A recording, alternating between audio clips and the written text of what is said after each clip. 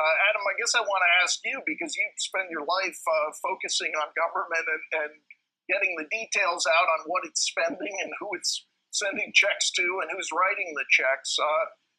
From the reaction you've seen, is there still a constituency that doesn't necessarily think government should run everything, doesn't necessarily think government spends our money all that well? Well, absolutely. I think that the polling shows that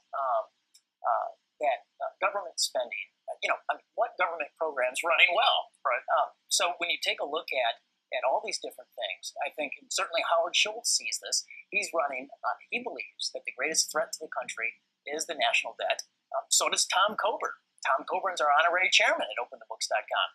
What we didn't hear in the State of the Union was the president talk about spending, budget deficits, which is now $1 trillion brought to you by the big spending Republicans in Congress, and obviously the $22 trillion of national debt going forward. So this is the whole. We've encouraged the president to wage war on waste, to go after taxpayer abuse and misspending and corruption and the frauds in the federal government, to hone that budget and embrace the transparency revolution. This is a great point. He said no socialism, but what we haven't seen from him is a real effort to shrink the government that we already have. But you have found that this can be a bipartisan issue to get Democrats as well as Republicans on board transparency. Maybe an opportunity for one of these candidates to show that they are maybe a little more centrist, maybe not hewing to the left wing of the party. Well, and here's two areas where it can be bipartisan.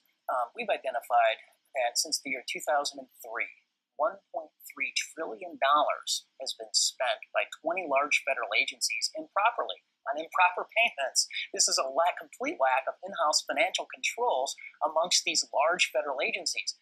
That should be an issue to bring both sides together. Here's the second one. Use it or lose it end-of-year spending. It's significant. Last year, 1 out of every $9 the federal agency spent on contracts for the year was spent in the last week. Does anyone think that we're getting a good bang for our dollar out of those contracts? And so bringing in some rules on a bipartisan basis on both of these issues can make a huge impact on federal spending. Think about this. In 2016, from the left, you had Bernie Sanders running on the system's rigged. From the right, you had Donald Trump running on the system is rigged. Spending and where your tax dollars go, that's a big issue across the entire political continuum.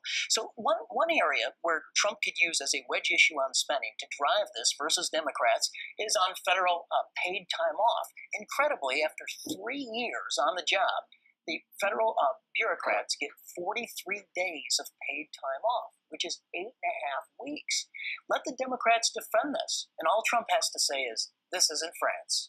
Well, I think running against Washington makes a lot of sense. Obviously, Ronald Reagan had a lot of success with it. I guess I would wonder, how much does Trump grow his vote if he makes this part of the agenda, the sort of referendum on the federal bureaucracy and the people who inhabit it? So think about it. I mean, he can stand up there and say, Cornell University, you took $1 million federal grant to study where it hurts the most to be stung by a bee.